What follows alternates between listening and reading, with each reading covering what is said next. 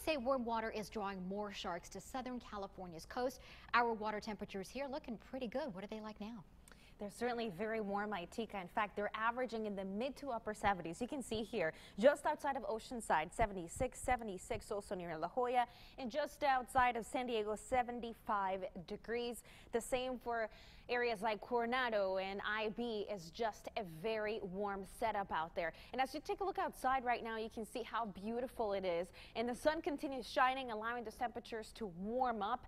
The difference between the ground and the water is that it takes a lot longer for the water to change temperature. So we're expecting to see those above normal temperatures on the ocean to last for quite some time. And yes, one of the side effects of El Nino. The warm sea breeze means no relief from the heat. So if you're hoping for a change, well, we may see one, but it's going to take a couple of days before it gets here. You're looking at the water vapor radar. This not only indicates the level of moisture, but also where we have some storms. And there's actually a trough. You're looking at an area of low pressure that's just to our north. There's going to be a second one, and that's the one we're keeping an eye on because it could bring not only some clouds, but also the possibility for showers, and that chance will increase Sunday into Monday. We talked about this last week, the extended forecast bringing a better chance of rain beginning in October, and that's exactly on track. So I am keeping my fingers crossed that we'll see some substantial rain. Most likely it'll be west of the mountains. Tonight, mid-60s Escondido, 62 Poway, mid-60s from Oceanside to Carlsbad.